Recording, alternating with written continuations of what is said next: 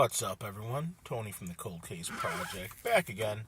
And today, what I want to run with you over is all content shared in these videos is readily available in any Google search. Now, with that said, I take this content, have it rewritten, and upon rewriting it, put it in these videos to spread the word on the thousands and thousands of cold cases of men and women throughout the United States that are just forgotten, and I give this platform to them so their cases and their stories can be told. Now, in addition to that, if you look down below in the description, you're going to see some brand new t-shirt and coffee cup designs I've actually gotten from a couple of my subscribers who have over the years have been giving me some awesome fan art. So with that said, I'm offering a 20% discount code down below if you check that out, and splitting proceeds with them because they are awesome. Been watching me for quite some time, and I definitely think they deserve to be rewarded for some of the work they do on top of being full-time employees also. So once again, if you have any recommendations or any suggestions, comment down below. Thank you so much for watching. Enjoy the video. Like, subscribe. I'm out. Peace.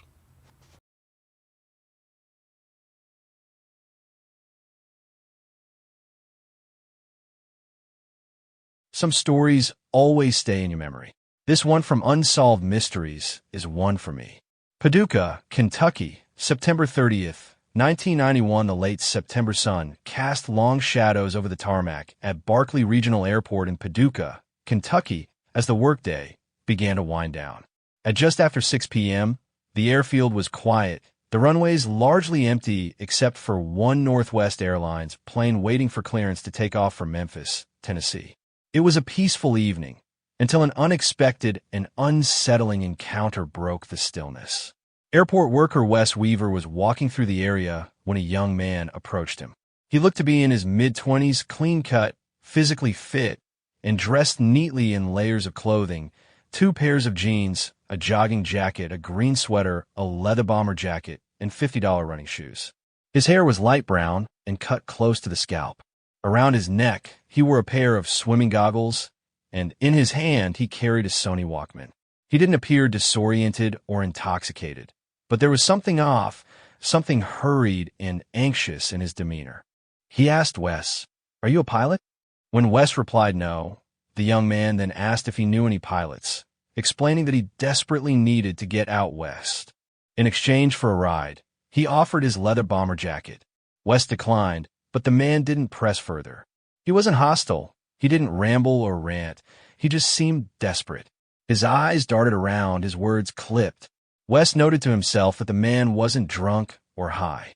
He didn't appear mentally unstable. He was just in trouble. He was clearly trying to run from something or someone. Wes told him he couldn't help him, and the man lingered for a moment, then walked away. He passed through the hangar and left. That, Wes assumed, was the end of the strange interaction. But it wasn't. Roughly 30 minutes later, around 6:40 p.m., Wes saw the man again, this time in a far more dramatic fashion. While driving near the airfield, he watched the same individual sprint across a grassy ditch, scale a tall chain-link fence topped with barbed wire, and sprint toward the airport's active runway. Wes immediately radioed for security, his heart sinking. Something was terribly wrong. Other witnesses saw it too. Nearby residents Jerry and Linda Lieb were outside their home when they noticed a man, presumably the same one, dash across the runway and run toward a plane sitting on the tarmac. They observe him dart around the aircraft's tail, then vanish from their line of sight. "He's up to something," Linda muttered, her instincts flaring. The aircraft in question was Northwest Airlines Flight 2940, now preparing for its scheduled flight to Memphis. At precisely 6:49 p.m., the tower cleared the plane for takeoff. The engines roared to life, and the aircraft accelerated down the runway. To everyone watching, it appeared to be a normal departure.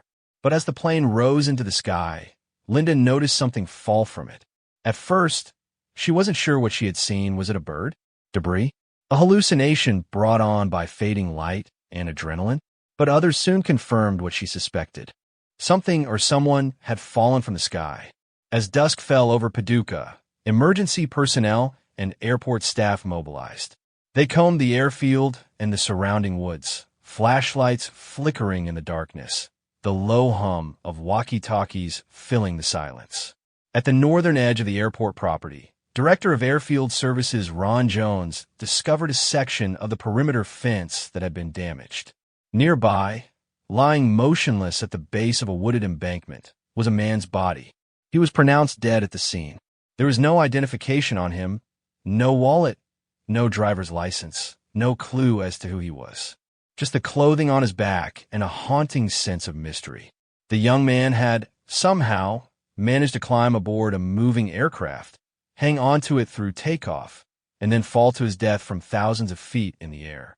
It was a grim, surreal tragedy that left more questions than answers.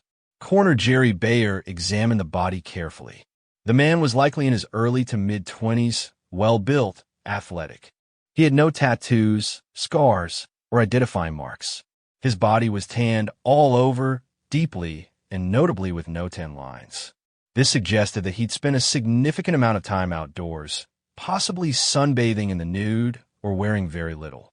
His pubic hair had been shaved, leading some to speculate that he might have been a swimmer, dancer, or performer. He was clean, neat, and looked cared for. Toxicology reports showed no drugs or alcohol in his system.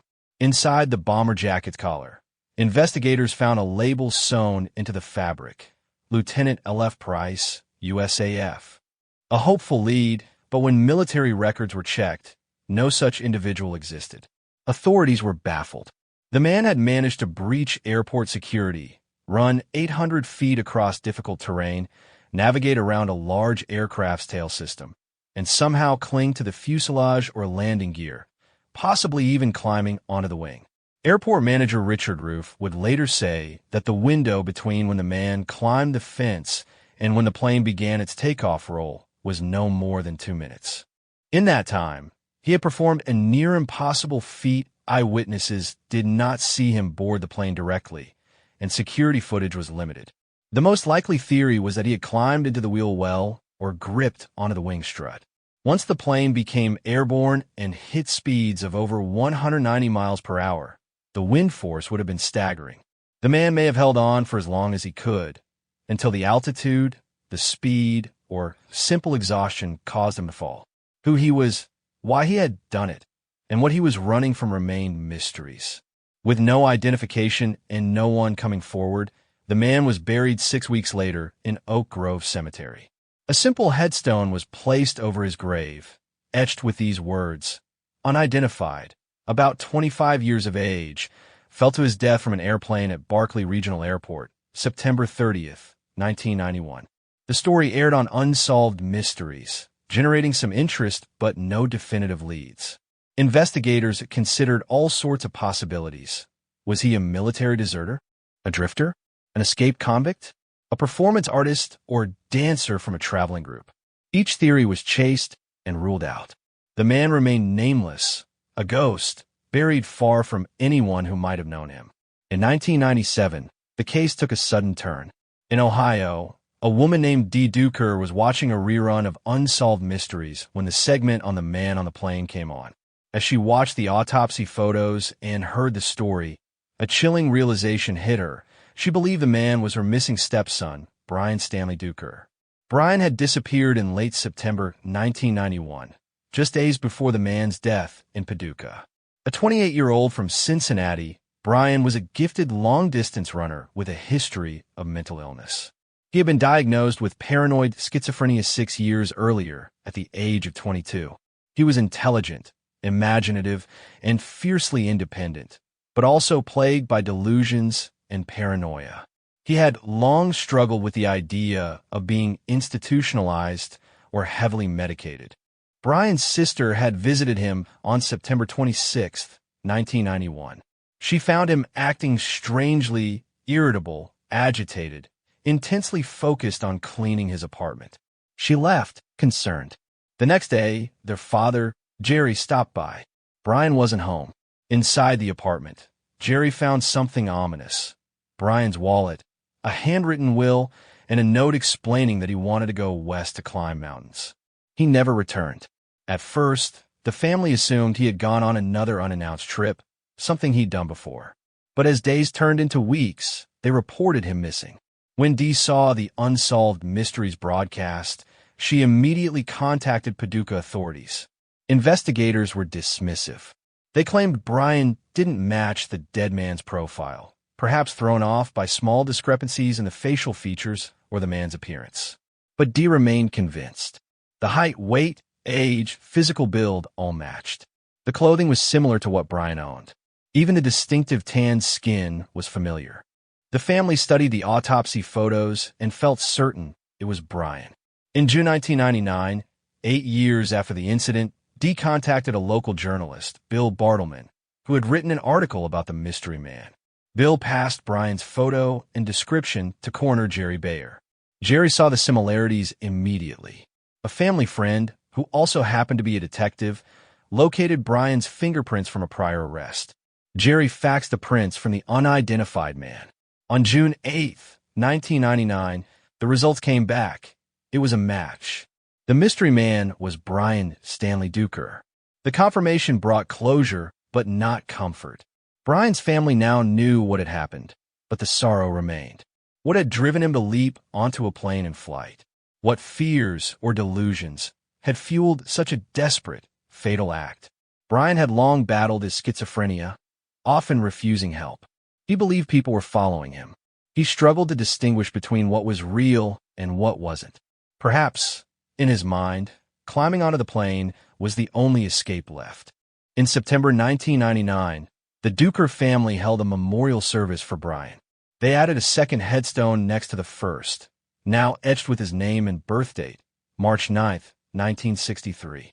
They chose to leave him in Paducah, the city where his story ended. For 8 years, Paducah's residents had cared about the man with no name. In a way, they had become his surrogate family. Even in death, Brian had not been forgotten.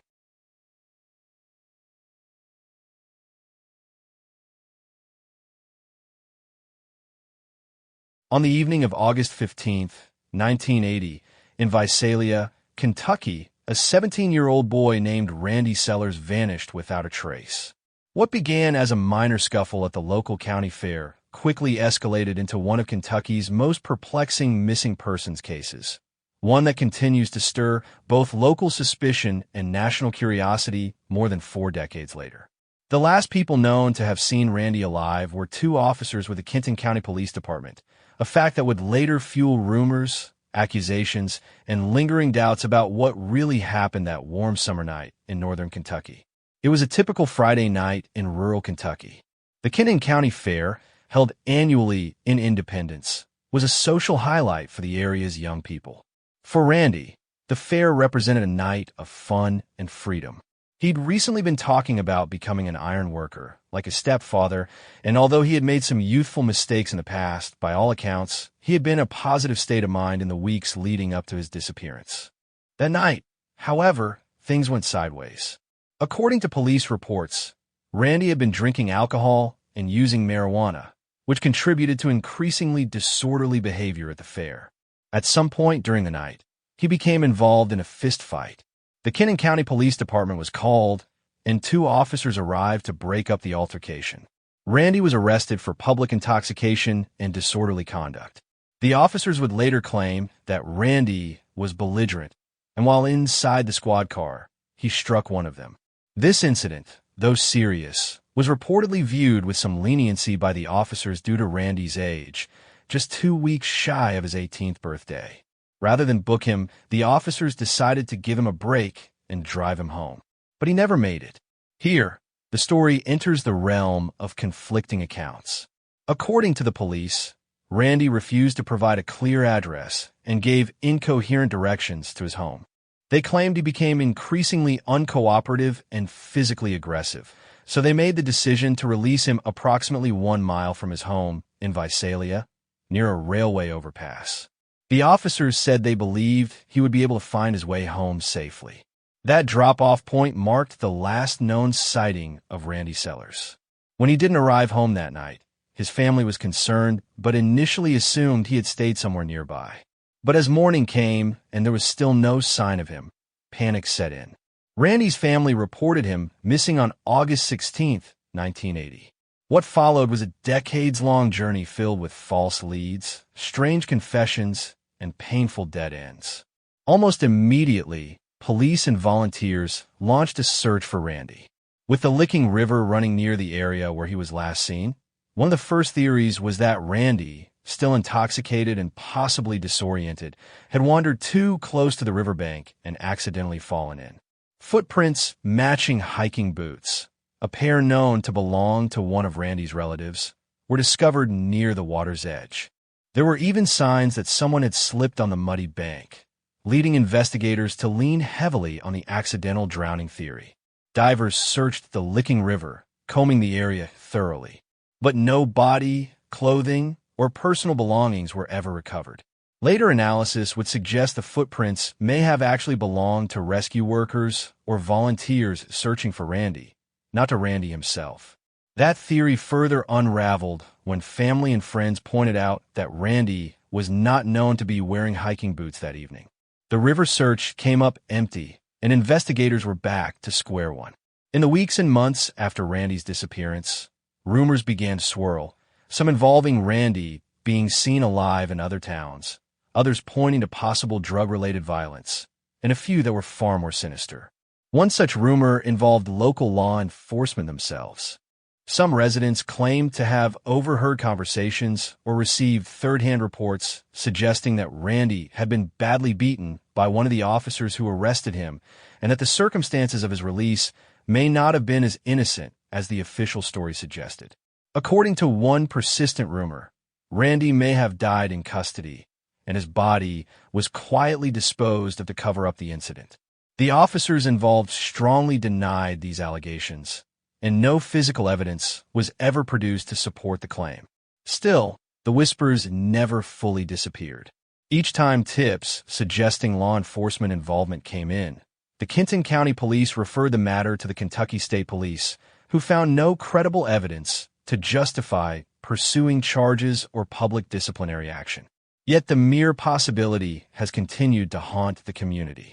More than a decade passed without any major developments, until 1992, when investigators received a shocking confession from a man named Donald Leroy Evans. Evans was a drifter with a terrifying criminal background, having already been convicted and sentenced to death for the brutal rape and murder of a 10-year-old girl in Mississippi. From death row, Evans began confessing to a series of additional crimes, claiming to be responsible for over 60 murders committed across the country. Among them, he claimed, was Randy Sellers. According to Evans, he had been traveling through northern Kentucky in the summer of 1980 and happened upon a young man hitchhiking along Route 177. That young man, he said, was Randy. Evans claimed he offered Randy a ride, and the two went to Kincaid Lake State Park in Pendleton County, about 40 minutes south of Visalia.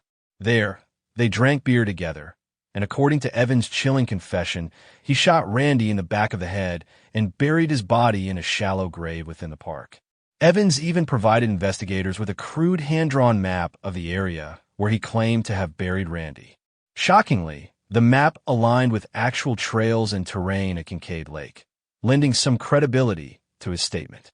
Investigators conducted multiple searches of the park based on Evans' claims, but no remains were ever recovered, and despite his detailed confession, Evans was never charged in connection with Randy's disappearance. While Evans' confession was the most concrete lead ever developed in Randy's case, investigators were divided. Some believed Evans might have been telling the truth. After all, he knew details about the area that matched reality, and the proximity of the park to where Randy's mother was visiting a friend the night he disappeared added another eerie coincidence. Perhaps Randy had intended to see her. Others were more skeptical. Evans was known for confessing to crimes he didn't commit, perhaps in hopes of delaying his execution or attracting attention. Without physical evidence, his confession remained unsubstantiated. Evans would later claim responsibility for other unsolved cases, including the disappearance and death of Kimberly Dawn McCloskey, a 17-year-old girl from Illinois who vanished in 1983. Her skeletal remains were found in 1989, but weren't positively identified until 2006. While some of Evans' claims held up under scrutiny, others clearly did not. In Randy's case, investigators were left with a disturbing confession and nothing to prove or disprove it. For the Sellers family, the years that followed were full of frustration, sadness, and bitter uncertainty. In the absence of evidence, Randy was declared legally dead, and a headstone was erected in his memory. His mother never stopped searching, never stopped asking questions, never stopped pressuring investigators to re-examine the case. In 2019, the National Center for Missing and Exploited Children released an age progression image of what Randy might have looked like at age 49, hoping to generate new leads. The effort garnered some attention, but no new information emerged. Randy Sellers would be over 60 years old today had he lived. The disappearance of Randy Sellers remains one of Kentucky's longest-standing unsolved mysteries.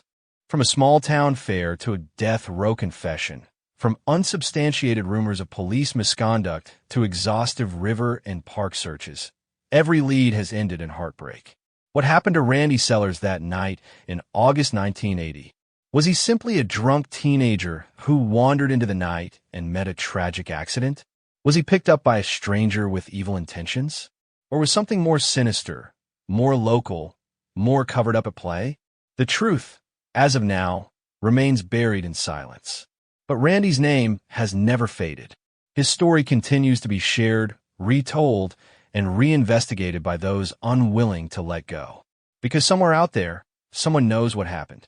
And until they speak, the town of Visalia and Randy's family must live with a question that refuses to be answered.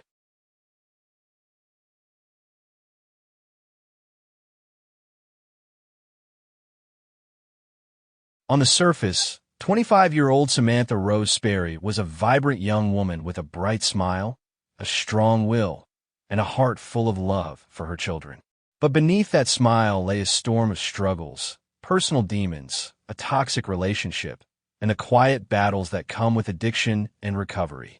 Her sudden disappearance in March of 2018 shocked the rural communities of Graves and Callaway counties, Kentucky, and 5 years later, it remains one of the most haunting unsolved cases in the state. Samantha was born on August 20th, 1992, and raised in Graves County, Kentucky. Her favorite color was yellow, and she had a deep love for sunflowers, fitting symbols for someone so full of warmth and brightness. She was known to be outspoken, fun-loving, compassionate, and at times stubborn as a mule, the kind of woman who would fight for those she loved, even when it meant putting herself last. She grew up surrounded by a tight-knit family, including her sister and aunts, who she kept in daily contact with. Samantha became a mother in her early 20s, first to a daughter, then to a son, and she embraced motherhood with all the affection and care one might expect from someone with her big heart. By all accounts, she was devoted to her children. But like many, Samantha had her own demons. In her late teens, her family discovered she had been experimenting with drugs and alcohol. Concerned for her future, they helped get her into rehab, and for the next 6 years, she stayed clean. During that time, she married Jacob Sperry, her children's father. But the marriage did not last, and by early 2018, the couple was separated, preparing for a custody battle. Samantha moved into her own place in Murray, Kentucky, trying to build a new life. That's when she reconnected with an old high school friend, Wren Lee Hendrickson. Samantha and Wren had known each other for years. They had partied together in high school, and Wren had continued down that path long after Samantha got clean. After her separation, they reconnected, and what followed was a tumultuous, on-again, off-again relationship fueled by dysfunction, drugs, and volatility. Wren lived with his father, Dusty Holder, and Uncle John Holder, both men with notorious reputations in Graves County. Law enforcement knew the family well. Their criminal records were extensive: meth manufacturing, burglary, assault, theft, and weapons charges. The Holders were considered dangerous by locals, and some Facebook users openly accused Wren of sexual violence and intimidation, though no charges or convictions were ever publicly documented. By March 2018, Samantha had reportedly relapsed after 6 years of sobriety. Her family suspected she had been using methamphetamine again in the weeks leading up to her disappearance. She and her aunt had exchanged tense text messages about it, and her aunt urged her to return to treatment. It would be the last time anyone in her family heard from her. On the morning of March 17th, Samantha was at her apartment in Murray, texting her aunt. Later that day, she was reportedly seen at Dusty Holder's house, with Wren and John allegedly getting high. What happened after that becomes a blur of conflicting statements, sketchy timelines, and ominous behavior. At some point that afternoon, according to Dusty, Samantha and Wren got into a heated argument. Wren then allegedly took Samantha's car and drove back to her apartment in Murray to spend the night, leaving her behind. Dusty said Samantha was upset, so he offered to take her for a ride on his four-wheeler to cool off. They headed into the dense Kaler Bottoms, a wooded area riddled with mud, thickets, and old ATV trails. Dusty claimed that during the ride, the four-wheeler got stuck in mud and ran out of gas. As night fell, they decided to camp out in the woods. Dusty later said they built a fire and tried to keep warm until morning. But no one else saw them. No photos, no texts, no calls, just Dusty's word. On March 18th, Wren's mother received a FaceTime call from her son. He was crying, slurring his words, and said he had taken pills and was going into the woods to die. She reported him missing to the police. But law enforcement hesitated. Due to Wren's criminal history and rumors that he was armed, aggressive, and potentially uncooperative, authorities delayed the search, fearing for officers' safety. It wasn't until March 29th, 12 days later, that Samantha Sperry was officially reported missing. The trigger? She hadn't shown up to work for over a week. Her family knew something was deeply wrong. She would never voluntarily leave her kids, her job, or her family behind. Dusty claimed that on March 29th, he and Samantha made their way out of the woods. He said they reached the area near the highways 131 and 849 intersection, and he suggested they go to the nearby Kaler Mart to warm up and get food. Samantha allegedly said she was going to walk to her cousin's house nearby instead. That was the last time Dusty said he saw her. But red flags kept piling up. Investigators recovered the four-wheeler, and footprints were found, one set near the ATV and another leading out of the woods. But there were no footprints suggesting Samantha had ever been there. And more, at the site of the fire they'd allegedly built, authorities discovered 2 burned cell phones, both belonging to Dusty Holder. Why would he burn his own phones? Samantha's car was found abandoned near the Kaler Bottoms, not far from Dooms Chapel Road, eerily close to where Dusty said she disappeared. On April 1st, Wren emerged from the woods after nearly 2 weeks missing. He was in bad shape, suffering from hypothermia and dehydration, and was taken to a hospital. Wren told police that he had taken his and Samantha's belongings into the woods and had lost them. He couldn't or wouldn't explain how. None of the items he mentioned were ever recovered. He also couldn't explain what had happened to Samantha. Despite their suspicious stories, both Wren and Dusty passed polygraph tests, though we know lie detectors are notoriously unreliable and not admissible in court. Authorities searched Samantha's apartment and car and reportedly discovered blood evidence. The samples were sent to a lab for analysis, but the results have never been made public. Samantha's sister and family immediately doubted the story about her getting lost. Samantha had lived in the area her entire life. She knew those woods. She had camped, hunted, and hiked there since she was a child. She wouldn't have gotten lost, her sister said. Not in those woods. Not unless something happened to her. Samantha's children now grow up without a mother. Her family holds vigils, shares flyers, and pleads for help. But no arrests have been made. No body has been found. And those who were last with her, Wren, Dusty, and John Holder, remain free. Locals whisper theories, some saying she was murdered and buried, others claiming she may have overdosed and her body was hidden. There are even rumors she was trafficked, though no evidence supports that theory. What is clear is this: multiple people know more than they're saying. The disappearance of Samantha Sperry is a tragedy mired in lies, confusion, and frustrating silence. Despite numerous clues, disturbing behavior from those closest to her, and evidence of possible foul play, the case remains unsolved. Her story is one of love and addiction, second chances, and sudden loss. Samantha was more than a missing person. She was a daughter, a sister, a mother, and a fighter. Her family continues to fight for her. They will not let her name fade, and neither should we. If you have any information, no matter how small, please contact the Grays County Sheriff Department at 270-247-4501.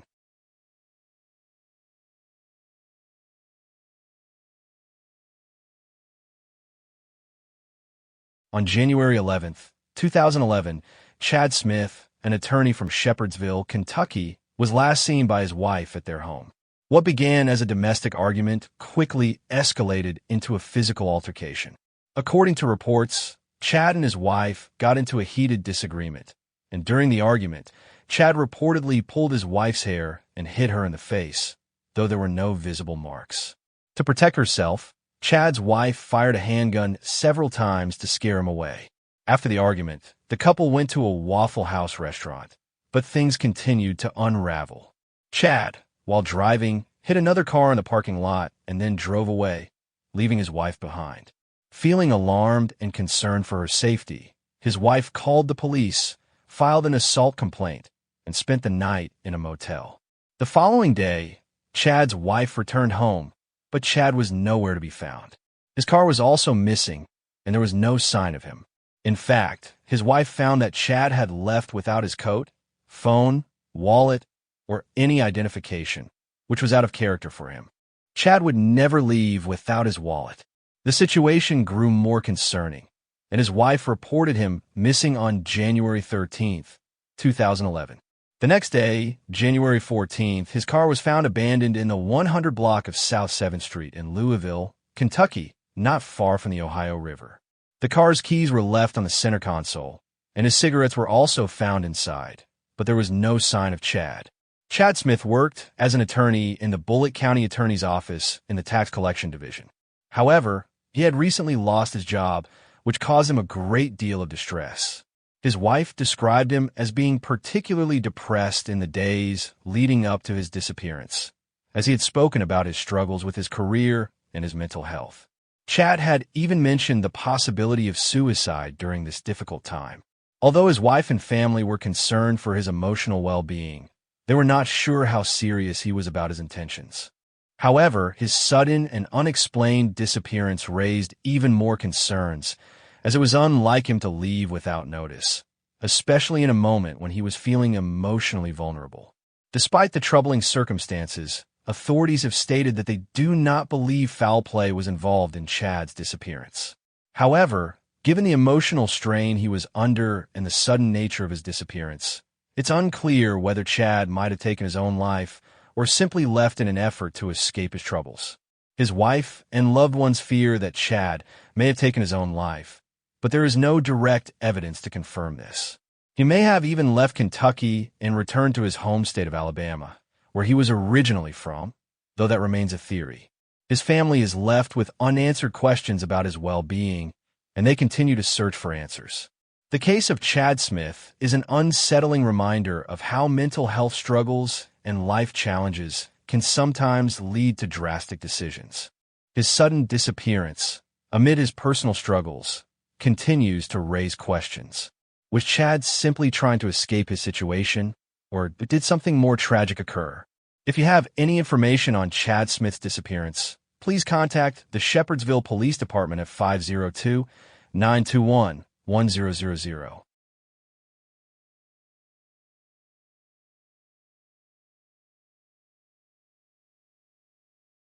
August 26, 1995, was a hot, humid Saturday afternoon in western Kentucky. The kind of day where the sun beat down relentlessly on the banks of the Ohio River, and many residents in Henderson County headed to the water for relief. Among them was a young woman named Heather Danielle Teague, who had gone to sunbathe alone at Newburgh Beach, a quiet, secluded strip of sand on the Kentucky side of the river, just across from Evansville, Indiana. Heather was 23 years old, vibrant, bright, and full of life. She was born on April 25, 1972, and was the oldest of 4 children. Her mother, Sarah Teague, raised her in a tight-knit Kentucky community where Heather stood out for her intelligence and warmth. She could write the alphabet by age 2.5, was an honor student, and had been crowned junior miss in high school. Heather was athletic, a cheerleader, and ran track. Her dreams were big. She had plans to attend Western Kentucky University to study psychology. But on that late summer day, her dreams would be abruptly cut short by a horrifying act of violence. At approximately 12:45 p.m., a man named Tim W. Hall, who lived in Newburgh, Indiana, was using a telescope to observe the Kentucky side of the river. His home overlooked the area where Newburgh Beach was located. Through his lens, he watched as Heather laid on her stomach, sunbathing peacefully. He would later say she was alone, lying near the tree line, her top undone, soaking in the afternoon sun. Then, without warning, Hall saw something that shocked him to his core. A man emerged from the woods behind Heather. He was wearing jeans, no shirt, and had on what appeared to be a wig and a mosquito net over his head. He was armed with a gun, which he used to forcefully grab Heather by the hair. Hall watched, helpless, as the man dragged her into the woods at gunpoint. After waiting nearly 30 minutes, desperately hoping she'd reappear, Hall finally called authorities. His call to police would later be released. In it, he recounted the terrifying moment. She was laying face down. This guy came out of the woods, grabbed her by the hair, and pulled her into the trees. Law enforcement responded quickly. When they arrived at the scene, they found Heather's red plaid bathing suit and a towel, which her mother later confirmed belonged to Heather. Investigators also discovered footprints leading into the woods, but no further signs of Heather. Police brought in tracking dogs, divers, and a helicopter equipped with infrared sensors, but despite their best efforts, there was no trace of the missing woman. In the days that followed, hundreds of community members and volunteers joined the search, including Hall himself. But the woods remained silent, and Heather was gone. Then came a crucial piece of evidence. A local farmer who had been monitoring crop vandalism had inadvertently captured something startling on video. His surveillance tape showed a red and white Ford Bronco parked near where Heather's 1990 red Nissan Pulsar was left at Newburgh Beach on the day she vanished. Both vehicles were facing east and parked approximately 200 yards apart. Police soon traced the Bronco to Marvin Ray Marty Dill, a 32-year-old man from nearby Henderson County. On August 31st, 1995, just 5 days after Heather's abduction, police conducted a routine traffic stop on Dill. What they found inside his vehicle was chilling. 2 handguns, 2 knives, rubber gloves, rope, a roll of duct tape, and what appeared to be long brown hair resembling Heather's. Even more disturbing, there were bloodstains on the inside of the tailgate. When investigators examined Dill's background, they discovered he bore a striking resemblance to the composite sketch made from Hall's description. A white male, around 6 feet 0 inches tall, with brown hair and a bushy beard, matching the suspect seen dragging Heather into the woods. Armed with this evidence, police went to serve a search warrant at Dill's home. But before they could reach him, Dill told his wife to leave the house. Moments later, Marvin Dill fatally shot himself in the head, without ever being questioned. Dill's sudden suicide only raised more questions. His wife was subpoenaed to testify before a grand jury, but invoked the Fifth Amendment, refusing to answer any questions related to Heather's disappearance. Though circumstantial evidence pointed strongly to Dill, many believed something about the case didn't add up. Heather's mother, Sarah Teague, was one of those people.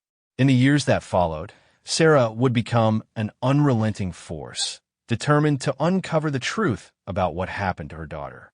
Sarah began her own investigation, poring over every detail, every document. She uncovered a troubling inconsistency. Marvin Dill had been in the Henderson County Jail just weeks before Heather's abduction, and due to a lice outbreak, he had been shaved bald and clean-shaven. Yet the man described by Hall had long hair and a beard. How, then, could Dill match the composite sketch? Sarah believed Kentucky State Police may have misled the public, using an old driver's license photo of Dill, taken when he had long hair, to create the sketch. She argued this would have created a false perception that Dill matched the abductor, despite clear contradictions from the witness description. Additionally, Dill was reportedly only 5 feet 8 inches tall and around 165 pounds, notably shorter and lighter than the 6 feet 0 inches, 210 to 230 pound man Hall described. Sarah's theory began to take shape. Was Dill a scapegoat? Or worse, was there a cover-up? Another name soon emerged in the background of the case: Christopher J. Below. Below, a Kentucky man with a deeply troubling history, had pleaded guilty to attempted involuntary manslaughter in the 1991 death of Catherine Fetzer, whose body was never found. Below was believed to be involved in the disappearances of multiple other women, many of whom resembled Heather, petite, dark-haired, and vulnerable.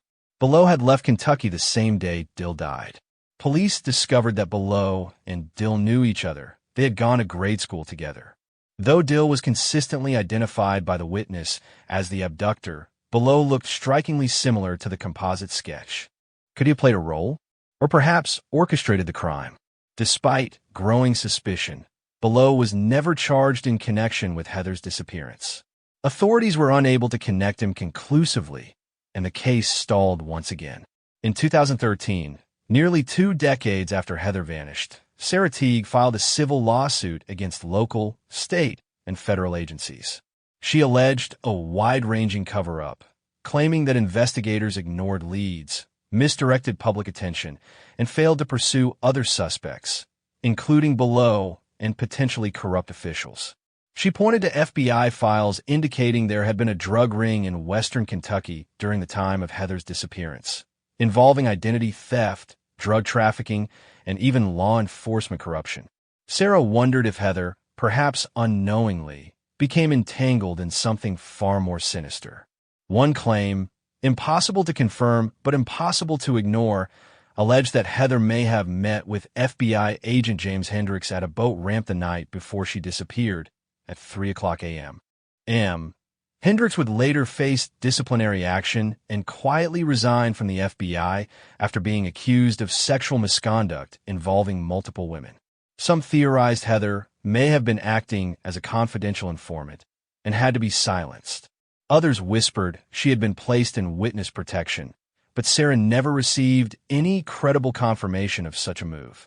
To this day, Heather Teague's fate remains unknown. Kentucky State Police maintain the case is still open. No body has ever been found. No charges have ever been filed. And for her family, the nightmare continues.